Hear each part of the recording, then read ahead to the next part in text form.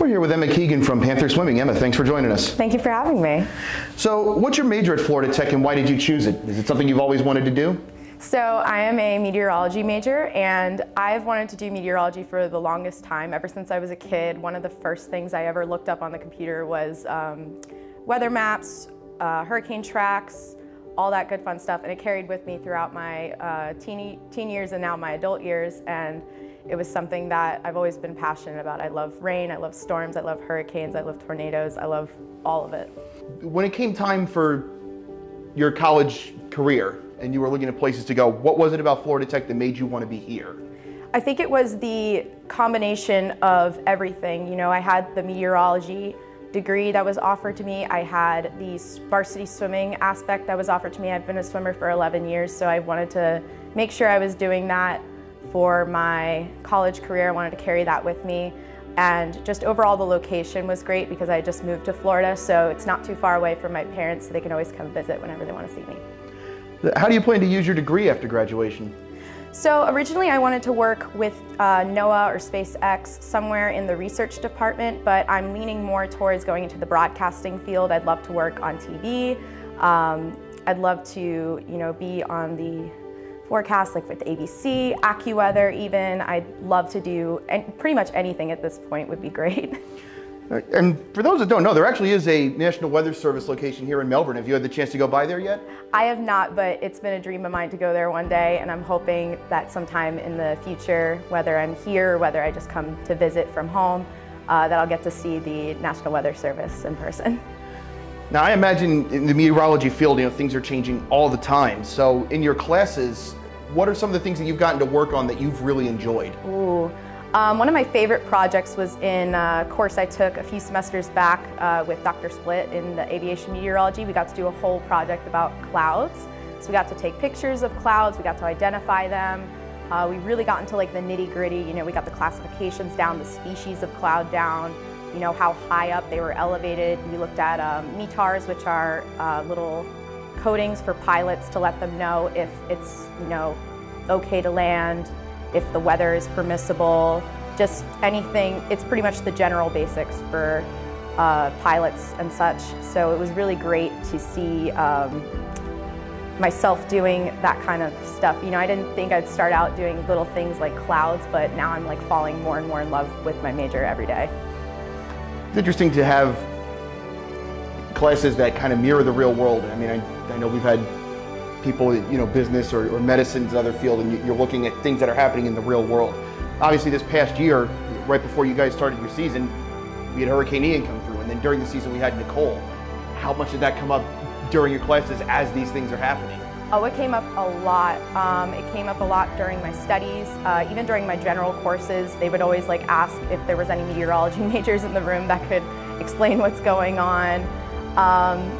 It was hard for me because my hometown is right on the west coast of Florida, so we got directly impacted by Ian, and I was in constant communication with my family trying to make sure they were okay, and luckily they all were.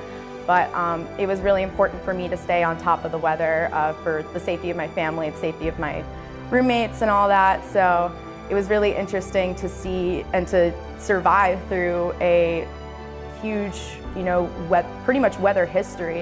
It's exciting, but it's also terrifying, Now, for you, the swimming season can start right at the end of September and go into March. And I know your guys' practice schedule is very intense, and there's road trips in there.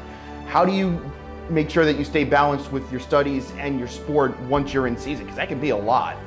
I generally like to keep track of my schedule with my sleep, so I am very religious with my sleep. I always make sure to get at least 7 hours of sleep per night. And because it will carry me throughout my day, it will help me, be a better person throughout my day, better in my studies, better in the pool, better when I'm doing homework, better, when I'm getting my nutrition in, or better just even when I'm relaxing, and not doing anything rigorous. It's something that I keep with me throughout the day. And also making sure to keep on top of schoolwork is very important. I always try to finish assignments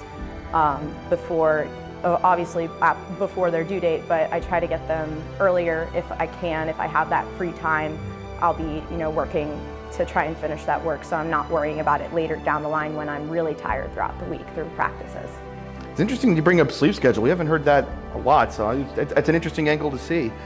How has being a college athlete helped you get ready for what you want to do? And do you feel like there's any lessons that the sport of swimming has instilled in you that help you with your studies? I think that swimming's instilled a kind of go with the flow mentality with me. You know, you can't fight with water. You have to go with water. You have to be with water, and you have to glide with it. You have to work around it. It is your canvas, pretty much. If you're an artist, it's your canvas.